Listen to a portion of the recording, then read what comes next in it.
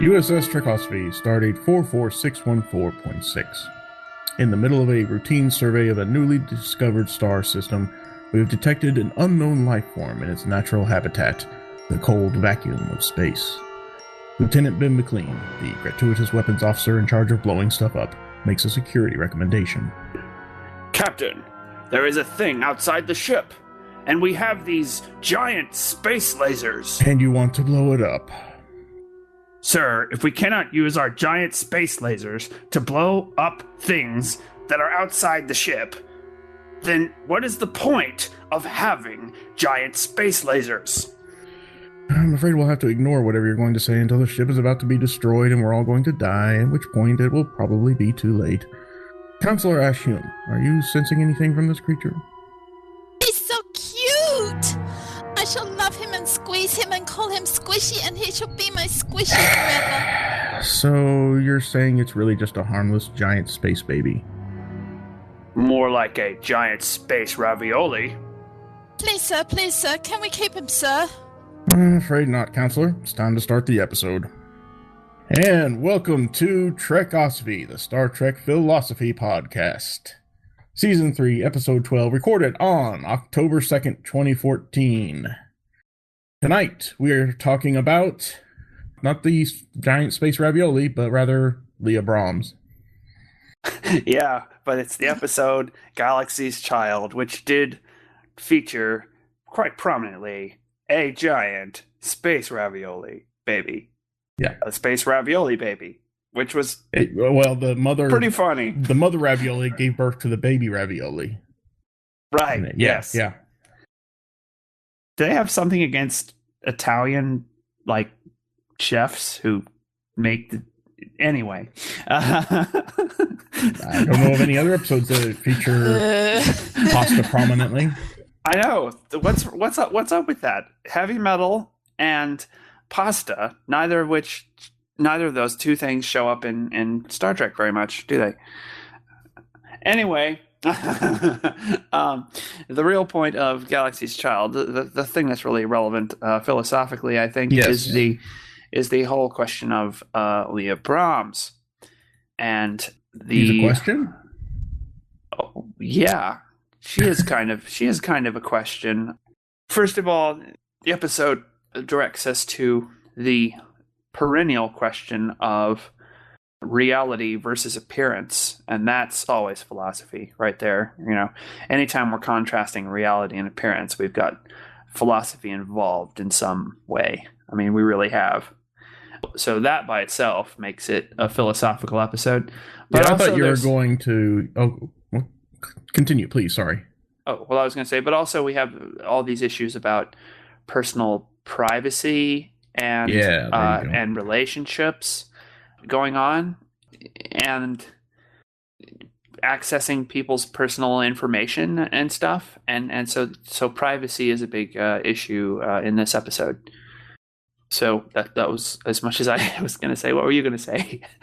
Pretty much almost the same thing, except I might even add in a little bit about what we talked about last time, which was, is it healthy or unhealthy to have a fantasy about someone in real life that you know, and then to recreate that fantasy like on the holodeck?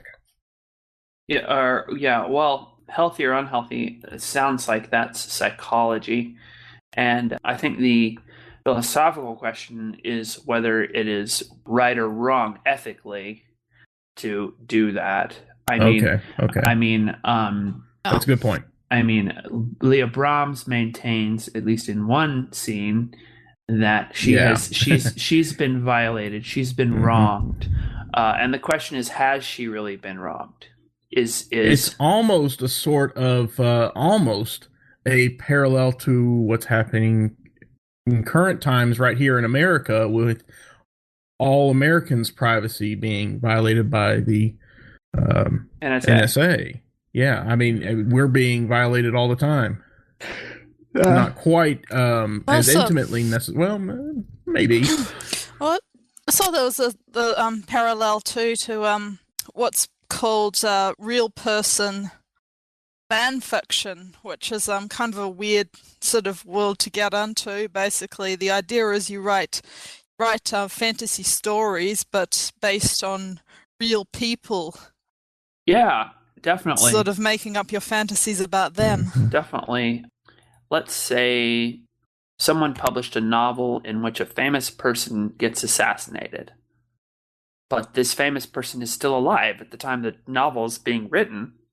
And then after the novel's published, the famous person gets assassinated under circumstances that are very much like the ones in the novel. And it becomes clear that the person who assassinated them was pretty much following the novel, was sort of convinced by the compelling portrayal of the crazy person in the novel who Wasn't that assassinated kind of the plot in the movie Basic Instinct? I haven't seen Basic Instinct. Is it? Sounds like it's the kind of thing a Hollywood screenwriter would come up with. Yeah, there's something about someone wrote about another person's murder or something, and later on they get murdered. I could be remembering it incorrectly, though. I hope we get some feedback from this episode from listeners so they can sounds tell very us. much like something that Stephen King would come up with.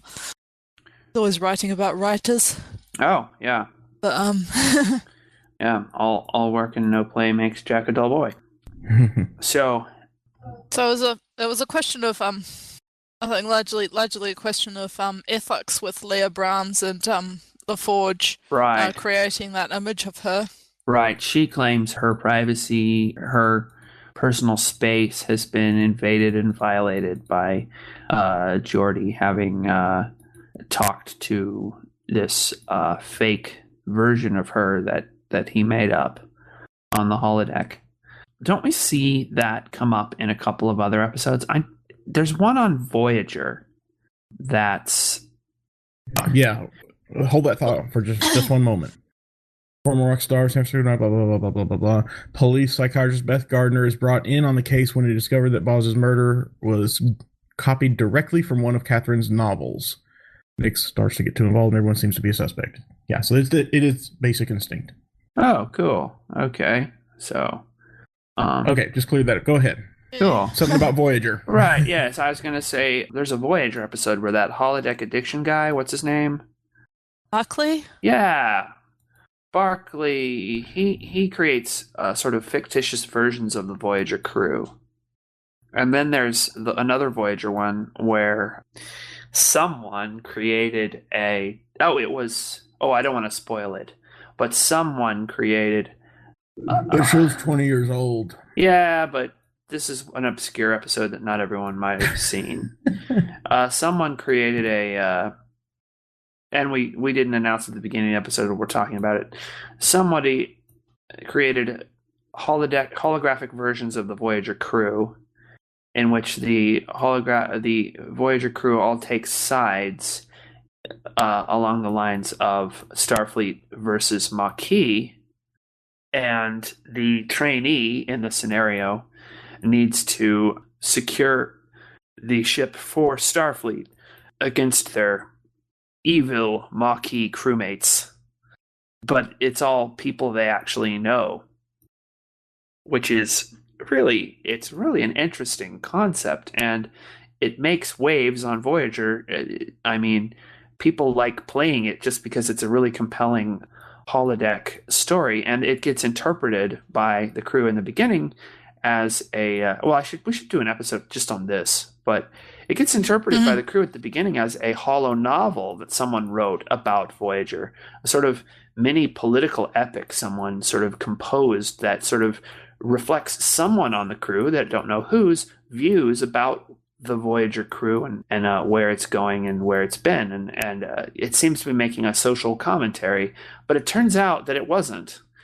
It was a training scenario that was created back when it really was possible that there could be a revolt on Voyager along the lines of Starfleet versus Maquis, and someone was trying to prepare for that. I do vaguely remember that episode. And that was a fun episode. We should have done that one. Well, anyway. Well, we can do it later on. Don't worry about it. I'm still only part way through season 2, so I'll eventually get to it. When I do, I'll suggest it as our next episode that we record. That was a good one, though. Anybody who hates on Voyager, I just don't understand why somebody would be hating on Voyager. I mean, I can understand why someone would be hating on Voyager because I hate on Voyager. What? And Exhibit A, the 37s. Which one was that? Season 2 opener. They land the ship for the first time and meet all these people that have been abducted from 1937 Earth to be used as slaves. Oh, the 37s. Yeah. And one of them is Amelia Earhart. And, yeah, that was kind of corny, but and you never see these aliens at all. Every show's got a few corny episodes, all right? Every series has. I know. The basic... But this one has so many. Threshold is another one. The one with the clown. The one with the forest with the trees. I liked the clown. The clown was cool. Oh, gosh, it was so... Okay, anyway, we're getting way off track here. Okay. Well, anyways, but the reason I defend Voyager is I think it really goes back to the roots of Star Trek. It really goes back to the original series kind of format. It kind of does, and it has its philosophical episodes, and it has some fun adventure-y episodes and some silly episodes. It's definitely got its share of iMuds and stuff, and I guess Spock's brains as well. But overall, I mean, it really, it's definitely a true Star Trek show in ways that Enterprise not so much. But anyways, oh yeah, but Leah Brahms, we need to really get down to Leah Brahms and what's the deal? What's her deal? Well, really, it's really an episode. Really, it's about Geordi more than about Leah Brahms. He starts with all these expectations that are based on sort of fantasy, and they turn out to be disappointed and unrealistic. And it's hard to put what I'm thinking about this into words. Take a moment to gather your thoughts. We need to come up with a good question that this episode raises. That's what we need.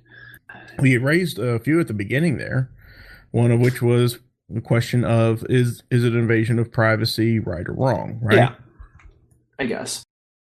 And boy, is that a huge open-ended question. Yeah. Here's something that'll relate it to my actual real life. All right, I work for for a university, and I'm a student in a university.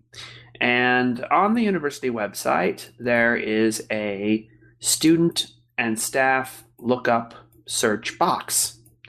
And if you know somebody's last name, you can look them up, and it will give you their email address and their phone number. And this is, I would assume that this is considered public information because it is publicly accessible. You can not only access it from within the university network, but also from the external world, from outside the university network. Anyone in the world could look up any student's information if they haven't specifically requested that their information be suppressed. Back when I was a young whippersnapper, we used to have these things called phone books. And you could look up anyone's name in it, and boom, there was their phone number and address. Yeah, but then we got this thing called unlisted numbers. And you had to pay extra for that. But an unlisted number there was a law passed about this that created the do not call list, which pretty much did a lot to really stomp out most telemarketing, as people just got so disgusted and so angry about having been interrupted so many times while they're having dinner or doing important stuff, and they're being bothered by, and it got really bad. The sales calls stuff got really bad when it started to be instead of a person doing a telemarketing. So you're saying, in essence, that back before we had all this newfangled do not call lists and so on, we were okay with having our privacy open. Hold on, to people. no, I wasn't. And now we've changed our minds. Now we're saying no, we don't want to have our phone numbers published. Now we don't like having our privacy invaded. I got a bit off track, and that wasn't quite what I was saying. But I was saying, but the telemarketing got really bad when it wasn't even a person. So I think I can understand that law in some ways. But anyway, back in my university, So I'm assuming this is public information because anyone can look it up. It's like you said, it's like the phone book, and I'm not, looking it up to call people for commercial purposes, But I looked up a few people's phone numbers at one point when I needed some phone numbers of my classmates trying to organize some class project stuff. This was when I was a sophomore, I think. And I got some gal who was just really ticked off at me for invading her privacy because I looked up her number. And I was like, it's on the university website. Anyone can type your name, your last name, in the university's search box, and your number comes right up. And if you don't want your number to come up, then you need to talk to the registrar's office and tell them you want your number to be kept private. She absolutely refused to talk to the registrar's office to get that done, and instead insisted that it was a sort of rule of etiquette not to look up people's phone numbers, and that you're really creepy if you look up people's phone numbers, even if you're just calling them to say, hey, I'm in your class and I got assigned in the same group as you, and when can our group get together to work on the group project? So this person probably is clearly not aware of the old time phone books. I don't know, but people tend to think about that kind of thing kind of in a kind of emotional kind of way. And on the one hand, I think there's got to be some right to privacy in some areas. On the other hand, there's certain extremes you don't want to go to. So how do you balance it out? That's the question. How do you find that sort of middle ground between invading people's privacy and everyone living in a box where they can't touch each other at all, reach out to each other metaphorically at all? So how do you find the middle ground between those? I think though that in the case of Leah Brahms, it wasn't so much. I mean, it's sort of what Geordie did sort of went beyond just a matter of looking up her information, and she didn't have a problem with him looking up her records. When he said, "Oh, I looked up your records," because she was like, "Why would you need to?" And he said, "Oh, he gave us some kind of we would look up standard procedure kind of thing." Lie. Well, of course it was a total lie, but sounds plausible, when he looked up her records and he gave her a plausible reason, even though it was a total fib. She was okay with that. I couldn't believe she couldn't see through that. I mean, I was like, how is she not? That is so obviously a lie. She doesn't know all that much about Starfleet rules, and she's a civilian. She's not an officer. Oh, she doesn't know what standard procedure is. That's true. Although I kind of assumed she was Starfleet Corps of Engineers. Yeah, she's an engineer, but that doesn't mean she's a commissioned officer. Yeah, she's probably a contractor. She's probably a contractor for the Starfleet Corps of Engineers. And it's probably her own fault for not knowing those sorts of standard procedures and whatever. But anyway. Well, I don't know if lying to people, I don't know if you can call it always the deceived person's fault necessarily, but she probably should have known that, yeah. Well, and there might be something that there might be something like that. I don't know that you don't necessarily have to follow. We've seen in a whole bunch of episodes characters not know all kinds of really obvious things about guests on the Enterprise, and even occasionally guests on the Enterprise managing to be baddies in disguise. So, identity theft happens in the Federation. So obviously that they don't do that, which is maybe they should, but they don't. Yeah, but the thing is, she was fine. She might have been a bit full, but she was fine with them looking up her records or looking up her. When she thought that was all he did. But it's I think it's sort of what she wasn't fine with, where she may have felt he crossed the line, is that when he started appropriating her image and her identity and making her do things and making her avatar sort of say things that she didn't feel that she would ever want to say or do. Well, he didn't actually program that hologram to say those things. That was the computer extrapolating from Julia Brahms' actual personality profile to try and give the facsimile some sort of personality. And the odd thing is that you'd think that a psych profile would be kept secret so that, just because you're an engineer on a starship doesn't mean you would probably have access to random Starfleet Corps engineer contractors' psychological profiles. Well, it would have to be to create a personality, wouldn't it? I thought it was kind of extrapolated from like her speeches at seminars and other things that are publicly accessible. Oh yeah, I forgot because the Enterprise holodeck computer is magic. I forgot. So yeah, a wizard did it. Okay. Anyway, so I don't know. Maybe it did pull from some sort of psychological. I have to go back Chris. And watch. What I'm saying is, you're right, Chris. There is a giant plot hole there. I have to go back and watch Booby Trap again because I don't remember exactly. Anyway, so enough with the fridge logic, though. Seriously, though, look at Facebook is dealing with privacy issues all the time. Oh yeah, and let's look at it like this. Let's say at the beginning of the semester, I put the information of all my professors into my Google contacts, right?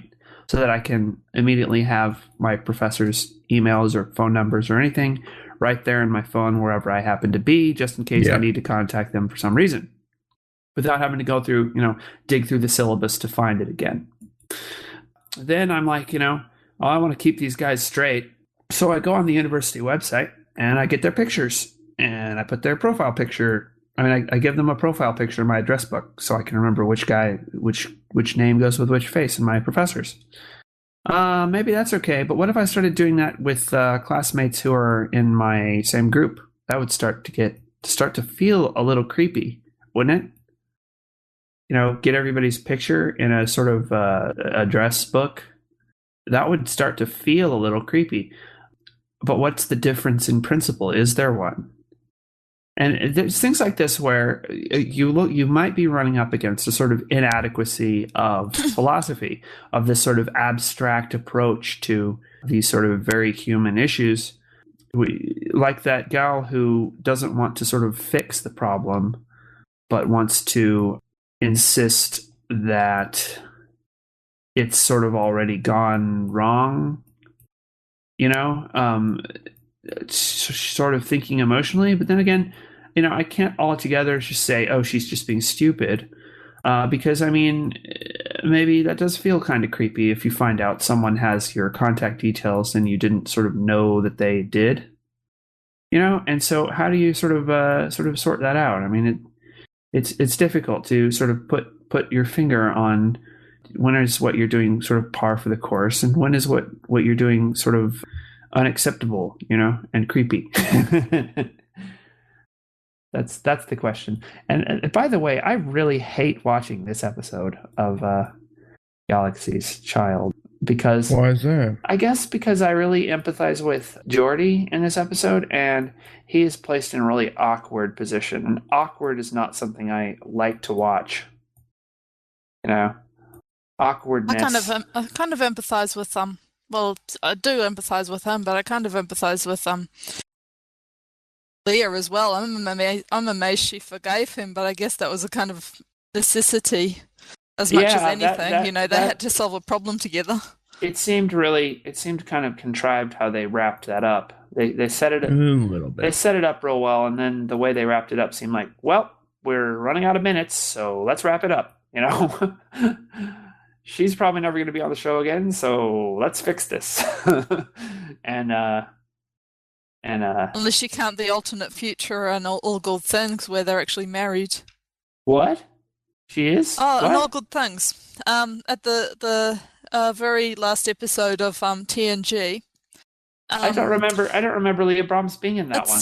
She's not actually in it per se, but there's a scene between future Geordie and future Picard where Geordie says something about his kids and mentions quote unquote Leah, who was his wife, I who was never supposed to be connected. Leah Brahms. I never connected that with Leah Brahms. Makes sense now. That totally makes sense now. Yeah, which kind of made me feel a bit weird because I suppose a lot can happen in a few years. I don't know what happened to her husband, but a lot can happen. Well, he set out one morning and he was like, "Which color shirt should I wear today? I'm feeling like red would be a good color for today. Yeah, I think I'll wear my red shirt today." And that's what happened to her husband. What? Okay. You lost me there. He decides which color shirt. Oh, okay. Yeah. My brain is clearly not on that level right now. Well, yeah, like I said, a lot can happen in however many years there was between. We need to get Bill back on this show, seriously. Yeah, we do. Anyway, well, I haven't quoted any great philosophers or anything here. I really feel like I should be sort of more read up on privacy issues in philosophy, and I'm really not. But it just seems like just a really interesting topic that almost anyone's probably have an interesting opinion on. Well, there could be a lot of metaphysical issues with identity and to what extent is this image a part of or an extension of Leah Brahms's identity? To what extent is a hollow image? You're right. We actually have dealt with that issue in an interesting way. I think it was in Guitar Hero 3, or maybe it was Guitar Hero 2. It was the one that had "Sweet Child of Mine" in it by Guns N' Roses. What's the name of the Guns N' Roses guitarist who wears the doofy hat? He looks like freaking Doofy? He looks like freaking Abraham Lincoln. It's not as doofy as Buckethead, With but an he's afro. still got a doofy hat. Oh, well, actually, I like his hat. I think it's funny. So I'm not hating on you, Slasher. What was his name? Slash. SLASH. As far as I know, I'm not a Guns N' Roses fan, but Okay, so I'm not hating on you, Slash. I think your hat is hilarious. It's great. Keep wearing it. But the point is, because he totally listens to this podcast. Yeah. So the point is that there was a lawsuit over the portrayal of the members of Guns N' Roses. I think it was Guns N' Roses. I wasn't, I didn't prepare remarks on this, so I don't remember. I'm hoping I got the right band and the right game. But the songs of the band were licensed to be used in the game, and the developers decided, oh yeah, we've got the Guns N' Roses license. Let's actually put the band members in the game. So you can select Slash as your guitarist. Yeah, this is in Guitar Hero 3 World Tour. That's right. You can select Slash as a sort of virtual guitarist to appear on screen. The trouble is that the Guns N' Roses members did not agree to this sort of use of their image. You can then get it to sort of portray that band member playing the guitar to all the songs in the game, not just the Guns N' Roses songs, which means it's like putting out a video of him playing a song that, not every song in the game would be one that Guns N' Roses would approve of, right? Mm-hmm. Which means there's all these Let's Play videos and commercials and stuff that'll show the members of Guns N' Roses playing songs that are not by Guns N' Roses. And Guns N' Roses sued Activision over this use of their image in a way they didn't agree to. That's what their lawsuit claimed. Now, really, I think that's kind of a trivial lawsuit. I mean, I don't think that's a very good lawsuit. I think legally speaking, they shouldn't be that litigious. I don't think it's a big enough deal to file a lawsuit over. I think we've got too many lawyers in the world, and we should probably hang about half of them at least. But the point, though, is I do kind of understand in a way why someone might be kind of ticked off if their image, a representation of them, gets put in a video game. I mean, I kind of doubt that the band even ever signed off on ever having even their songs in Guitar Hero. It's probably the record label that did that while they were off on another drug-laced fornication binge, as rock stars are famous for being on. So they probably sort of woke up from that at one point and went like, dude, they're totally putting us in Guitar Hero, like, and we'll be playing like boy band music that's also in Guitar Hero. And then they're like, what the hell? I'm calling my beeping lawyer, beep. And that's probably how that went. But Yeah. you sort of see the issue that's sort of raised there.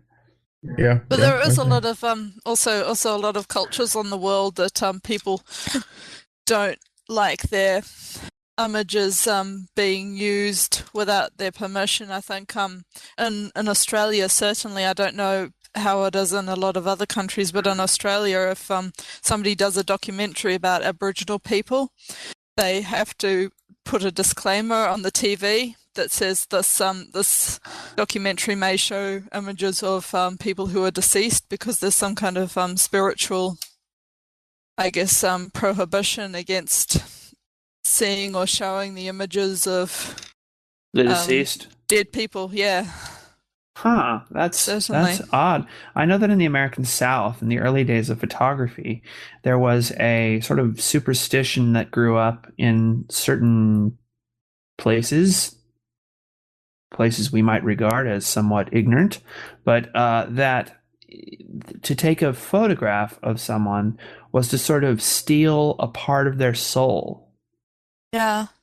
Um, Well, there was a and fascinating. Sorry. so there was an opposition to the whole the wide adoption of cameras, and how dare you take anyone's picture without their explicit permission? And now there's a very complicated set of laws about that photographers have to follow, and lots of legal cases about the laws that photographers have to follow, and not all of those rules make sense together. Yeah. Well, there was a fascinating experiment that someone did on one of those the Tony Robinson show, Gods and Monsters. I don't know if you've seen that one, about the history of superstition. And basically, it was extremely simple. And what they did was they got a class of science students, because science students were considered to be likely skeptics. And they took them into this room one at a time, and they got a photo of somebody that they loved very much. Like, this one photo was of this girl's little brother, who was maybe about 6 years old, and another one was of this guy's grandparents. And what they did was they said, okay, who's this photo of? And it's my grandma and my grandpa. Do you love them? Yes, I love them very much. And they said, would you be willing to take this knife and stab the photo? And a lot of them, these skeptical science students who didn't believe in magic or anything like that, were like, no. They're like, we could print you off a dozen more of those photos. It's not a problem. They're like, no, I just don't feel good about that. Did they offer them money to do it? Well, that's I don't think obviously they the ever got next to that. step. Well, that I mean, that's obviously the Yeah, next it's the next thing to logical do. step. I mean, duh. I mean, that's what we want to I don't see. think they ever got to. I don't think they ever got to that stage. But they pretty well. I mean, they pretty well demonstrated their point just by asking them if they would be willing to. And they said, "Well, I know it's illogical. I know, I should be fine with it because it's just a piece of paper. But if something happened to my little brother, or I would never feel good about that." Well, I would refuse to do that myself, and the reason isn't because I believe in any kind of superstition about stabbing the picture would somehow causally affect the person. Yeah. It would be because I believe in the power of symbols in terms of what you do towards an object. I think matters in and of itself. Well, I mean, guess it's sort of. It sounds like superstition to me. It's not. Well, see, the difference is that what I would be pointing out would be something about ethics, not metaphysics. I mean, metaphysically, it would have no effect, in the real world. But what it would mean, though, is, I mean, if you are sort of devaluing the symbol, you're making a sort of socio-political statement about the thing, about the relative unimportance of the thing that the symbol stands for. The photo is not just a little piece of paper to you anymore once it's got the image of people you really love on it. Right, yes. And this has gotten to the crux of what we should be talking about. Thank you very much, Ash. This is what we're looking for right here. Would you be willing to stab a holographic image of someone you know? Yeah. It's just a hologram. It's not real. Yeah. And symbols are important. I myself, as a natural law theorist, I believe that we have an obligation to act towards not only all people, but all things in a way that is according to their merits. So I think it would be a sort of a crime in a sense, or not a crime, but I think it would be wrong to deface or destroy great art, even if there's not going to be anyone else left in the world to appreciate it. You see, some theories of art hold that art only gets its significance from there being someone there to appreciate it, and if there isn't, then it doesn't matter at all. And I don't think so. I think there actually is some kind of actual significance to the symbol, and it's difficult to articulate because this is not any sort of indulgence in the fantasy of voodoo that manipulating the symbols actually change the thing, but it does communicate something about the thing. Oh, yeah, it's like a symbol has some kind of importance or a mana of its own. Yeah, in some respect. It definitely means something to you, even if you're the only person left. That's the point. To put it in the more modernistic terms, it's not being true to yourself. I mean, that's what the existentialists would say about it, is that if you were to agree to do something like that, you wouldn't be true to yourself if you were to agree to that. So there's the point there. That's actually something that I'm going to have to explain in detail in my philosophy as I'm writing it, in my section on ethics, as I deal with my general ideas on natural law theory. The idea that we can have obligations not just to people but also to objects, not to the objects themselves, but to the sort of concepts that the symbols stand for. But this is still an idea that I sort of have still under development. So I'm not quite ready to discuss it fully yet, but it's something I'm working on. So just what I'm saying really is this is just something I'm actually thinking about.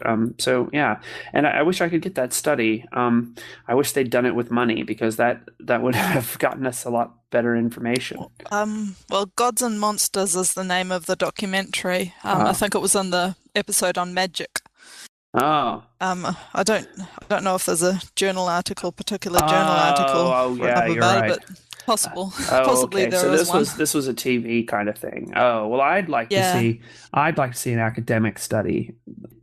Really, the question is not just whether people would do it, but how much money would it take to persuade people to do it? To persuade the average person to do it. That might be a good barometer of the general moral condition of a society. How much money would it take to get someone to do something like that?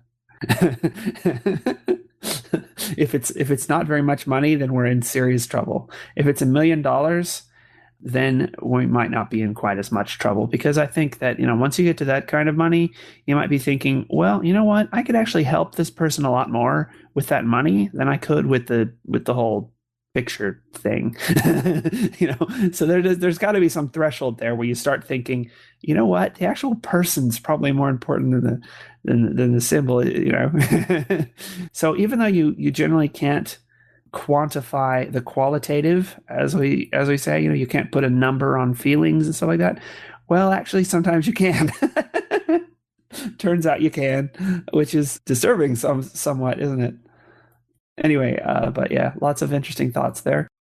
I'm kind of curious, is that how would you feel about somebody using your image That's an excellent question. As for me, in such a way? And it probably has to, well, I guess everyone responds differently.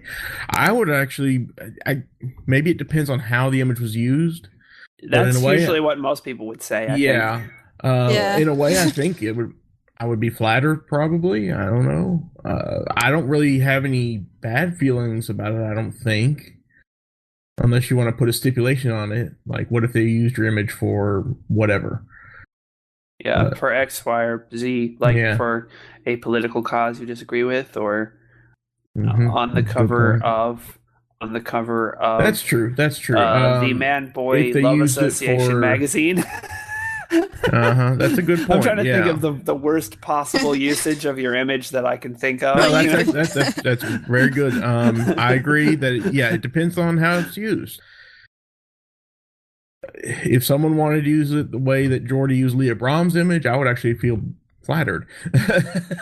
But if it was used to convey I'd convey a message that well, maybe, but if my image was used to convey a message that I do not hold the opinions of, then I would be probably offended. Right. Well, what if you were an actor? Like, actors and actresses are used to being in the limelight. They're used to having their images copied millions of times. Yeah, but I'm just saying, if you were an actor, and so your likeness goes into a video game, and then once it's in a video game, it's in an interactive medium, which makes it relatively easy for anyone to use your sort of three-dimensional representation to be doing almost anything, with machinima and whatnot. That raises whole new ethical questions we haven't really even thought about before. I mean, even having people Photoshop images of you. Yeah, we've dealt with sketch artists. I mean, there have been cartoonists forever who have parodies are okay. There's nothing wrong with parodies.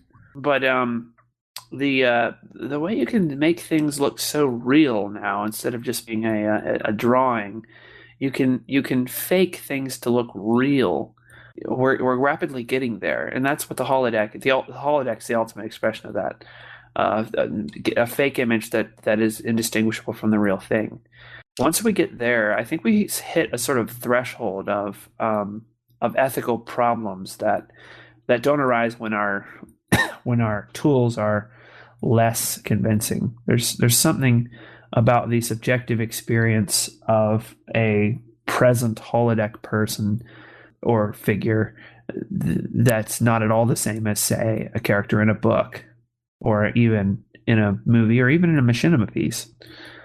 So yeah, complicated stuff, deep stuff there. Yeah, I think it may be, this is one thing that may be a little bit different for men as for women, but I feel that I would maybe feel a wee bit icky, well, certainly a wee bit icky, maybe very icky about being used in the way that being characterized, without my knowledge, against my will, in the way that Geordie characterized Leah Brahms. Yeah, or the way that or the if, holodeck did. yeah, or if you're an actress and you get some of the really creepy fan art, you know, that's Yeah. something women probably have to. Well, actually, not anymore. I guess it used to be women had to deal with that more than men, but nowadays it's just about anyone, which is kind of ick. Anyway, but yeah, you'd have a problem with that. I think you've got a point there. But it's weird. To what extent do you have a right to use the law to stop that kind of thing?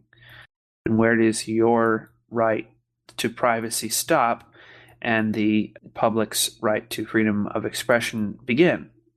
Well, I guess the other thing which we could maybe bring up and drop is if you don't use the law, what other power do you have to stop that kind of thing? I mean, actors don't have the power really to stop paparazzi or. Actually, there are laws that limit what paparazzi are allowed to do. Celebrities are entitled to, legally speaking, celebrities are entitled to certain protections on the taking their photographs, which ordinary people aren't. In the But law. again, that's But again, that's using law.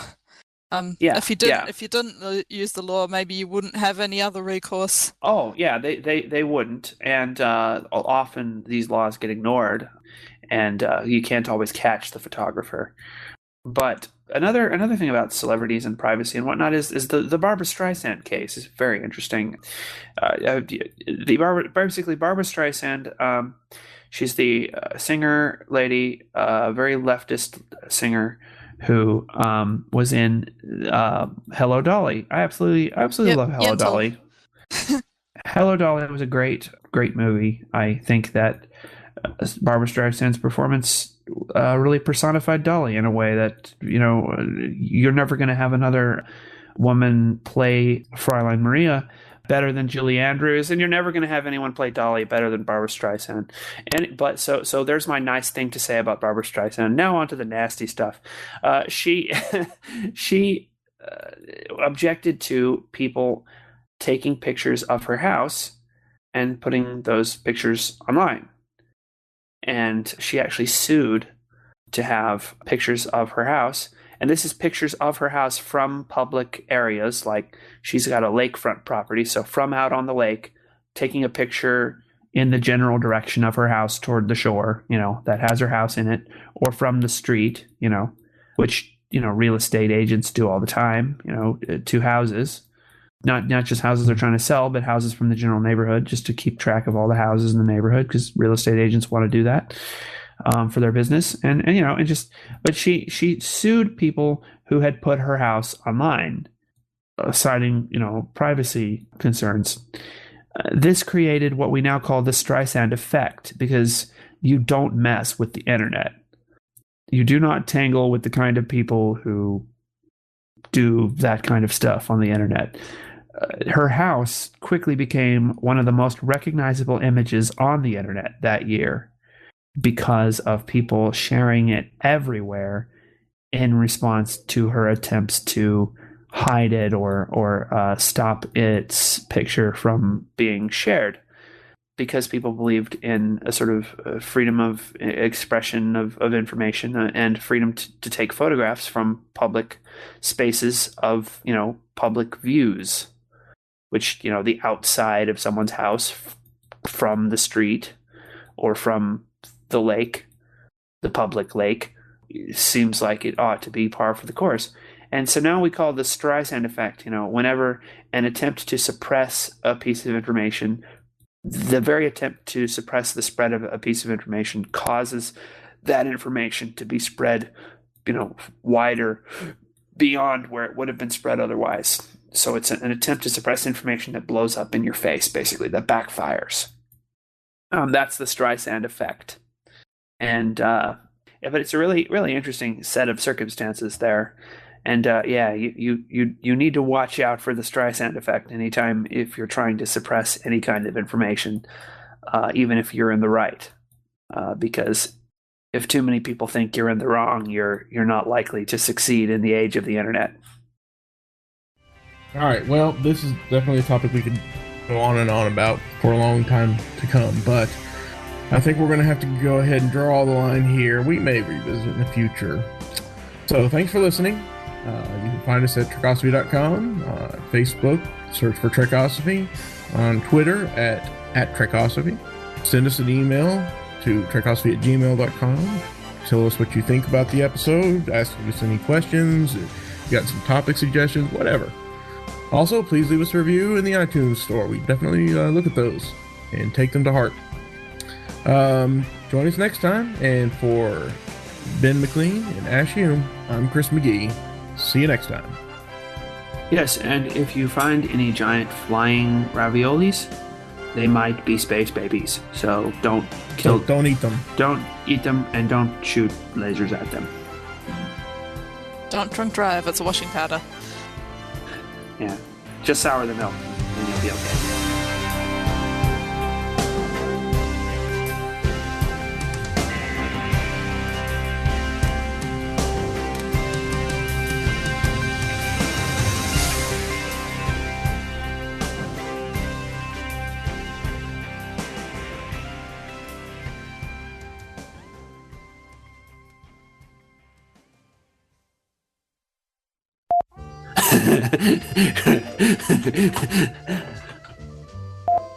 It's a crap ton of technical term.